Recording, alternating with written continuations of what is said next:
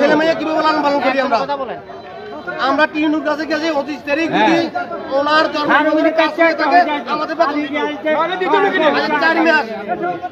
দিব আসসালামু আলাইকুম বিগত 4 মাস পর্যন্ত আমাদের অংশগ্রহণ আমরা সামান্য ন্যূনতম আমরা এখন ইউনিসেফ অফিসে আসছি ইউনিসেফ অনেক বড় ধরে দাবি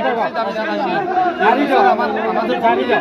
সারা দেশে 25 তারিখ থেকে জন্মদিন ছাড়ি দাও বা অন্যান্য কি জন্ম নিবন্ধন কি জন্ম নিবন্ধন জন্ম নিবন্ধন 1 বছর থেকে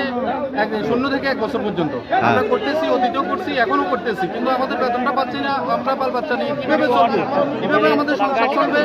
আমরা আপনারা যদি আমাদের সহযোগিতা না করেন আমরা কিভাবে চলবো ইউনুসার আমাদেরকে দায়িত্ব দিতেছে আমরা দায়িত্ব পালন করতেছি অলরেডি সচিব ইউনিয়ন পরিষদের সচিব যে দায়িত্ব দিতেছে আমরা দায়িত্ব পালন করতেছি দায়িত্ব ত্রুটি আমরা করতেছি না তারপর আমাদের বেতনটা কেন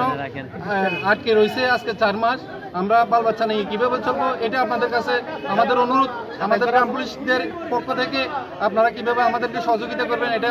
কামনা করে আমি আমার বক্তব্য শেষ করছি আসসালামু আলাইকুম আমরা বিগত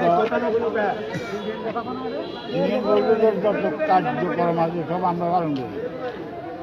জন্ম নিবন্ধন মৃত্যু নিবন্ধন রাত্রি 9 প্রহরী